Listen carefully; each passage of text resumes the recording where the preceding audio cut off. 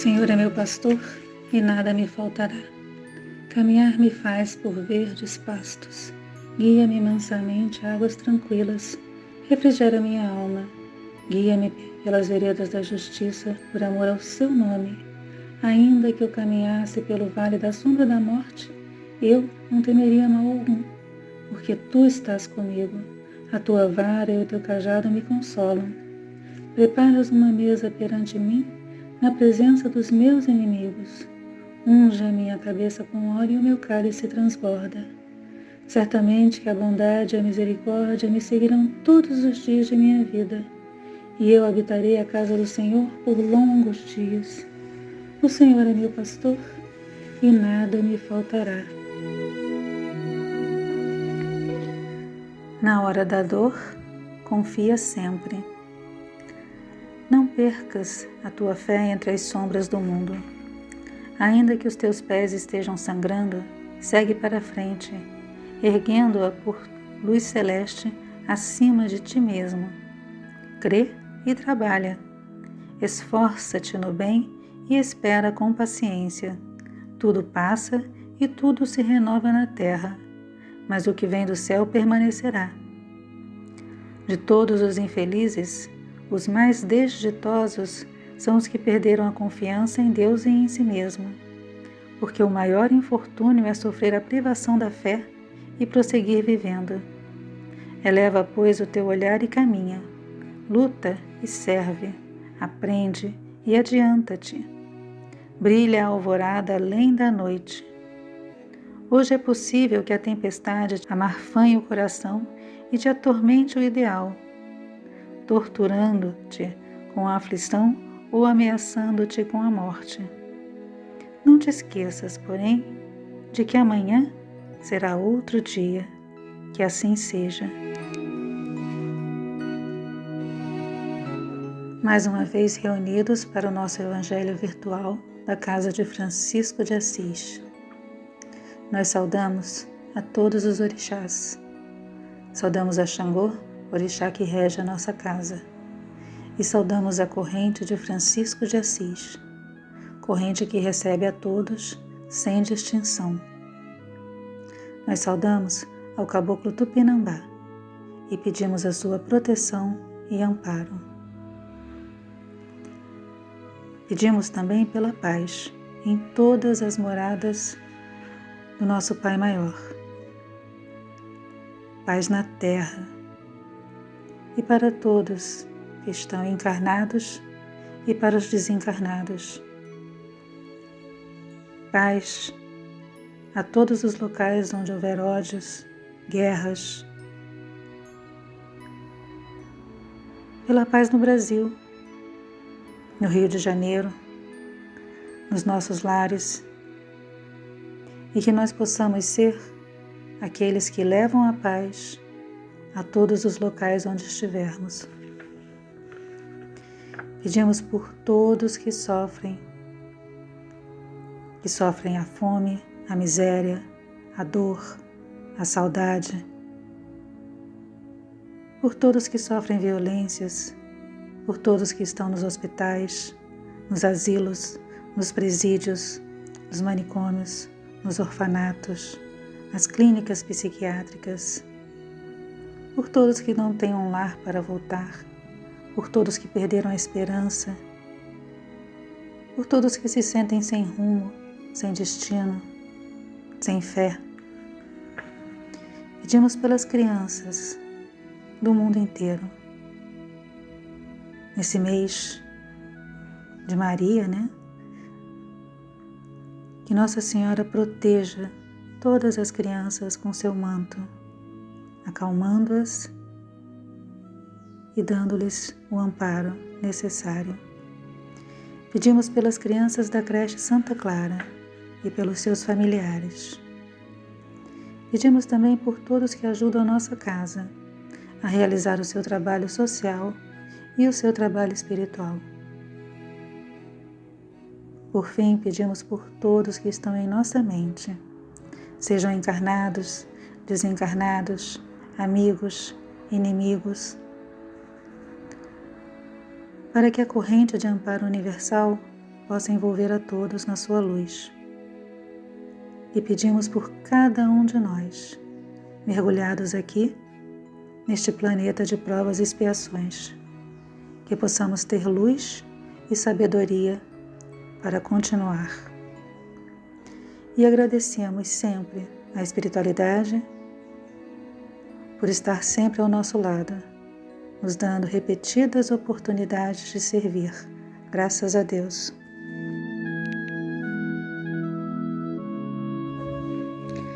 Da sabedoria do Evangelho de Torres Pastorino, a oração. Lucas, capítulo 11, versículo de 1 a 4. E aconteceu que estava Jesus orando em certo lugar, e quando acabou, um de seus discípulos disse-lhe: Senhor, ensina-nos a orar como João ensinou a seus discípulos. Ele lhes respondeu: Quando orardes, dizei: Pai, santificado seja teu nome, venha o teu reino. O pão nosso, sobresubstancial, nos dá diariamente. E perdoa-nos nossos erros, porque também perdoamos a todo aquele que nos deve. E não nos entregue à tentação. O sentido do Pai Nosso. Ensina-nos a individualidade que a prece deve ser sempre uma aproximação máxima possível entre nós e nossa origem. E por isso recorda-nos de que Deus é o Pai, já que somos gerados por Deus. Somos partículas do grande foco de luz incriada. Nestas condições, quando nos dirigimos a esse Pai que reside no secreto de nós mesmos, devemos voltar-nos e mergulhar nesse secreto. E além disso, trancar as portas dos nossos sentidos, isolando-nos de tudo quanto é externo e material. Isolar-nos, inclusive, sobretudo, de nosso próprio eu pequeno, de nossa personalidade, para que o contato seja o melhor possível. Nossas primeiras palavras devem constituir um apelo que nos recorde nossa filiação divina, confessando-nos filhos no real sentido, mais real ainda do que a simples e transitória filiação humana do corpo físico. Adverte-nos, então, que a filiação terrena não é propriamente uma filiação.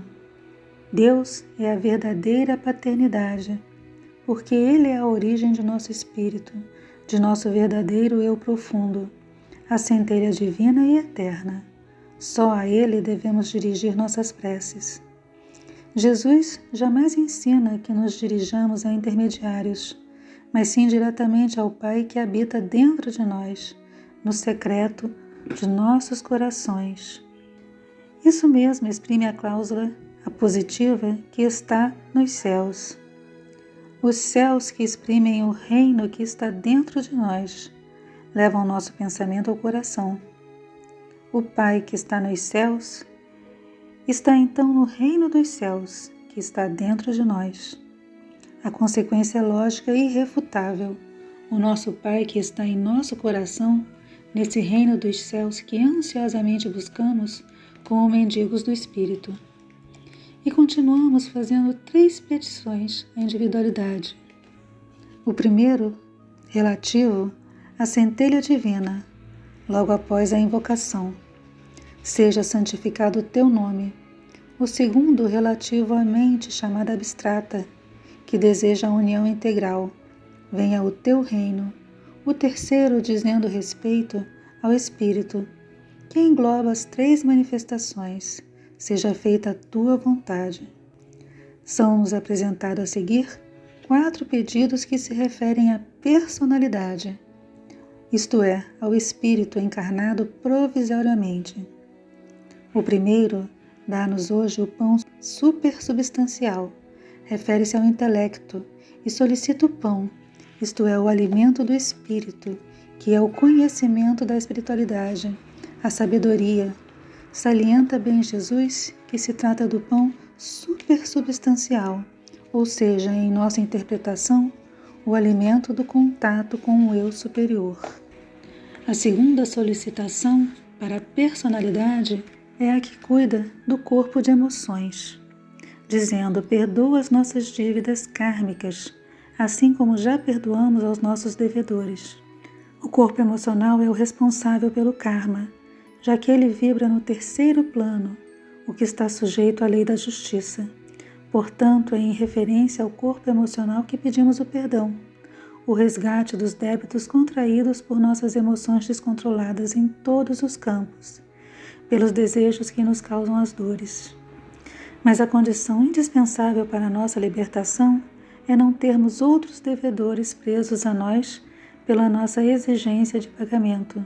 Quando tivermos perdoado, libertado todos aqueles que nos devem, por qualquer motivo, então poderemos pedir que o Pai também nos liberte de nossos próprios erros do passado. Em terceiro, lembramos-nos depois das sensações, solicitando que o Pai, que está dentro de nós, não nos induza às provações. Na reencarnação, perdemos o contato com o passado e as provações nos aparecem como novidades que nos apavoram, pois podemos fracassar por ignorância. Então, a transitoriedade da riqueza nós a vemos como garantia de segurança. A ilusão da posse é considerada qual o valor de realidade. A mentira do prazer nos engana com alegrias que amanhã se transformarão em sofrimentos, mas nada disso percebemos. E o quarto e último pedido, liberta-nos do mal, refere-se à matéria. Liberta-nos da matéria, isto é, do ciclo reencarnatório que nos obriga a voltar periodicamente ao planeta, prendendo-nos já há tantos milênios ao corpo de carne que nos cerceia aos voos do espírito, a este escafandro que nos mantém colados ao chão da terra sobre o oceano atmosférico.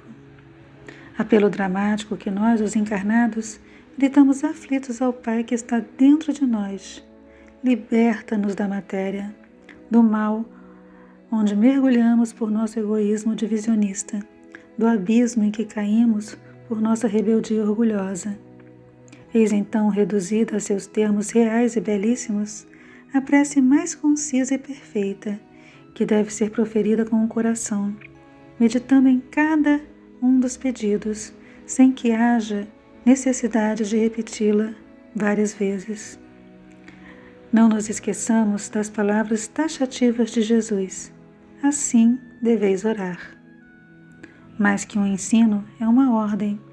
Aprendamos a obedecer a quem sabe mais do que nós, conquistando a felicidade e afastando-nos da materialidade e alcançando-nos as altitudes do Espírito que se unifica ao Pai.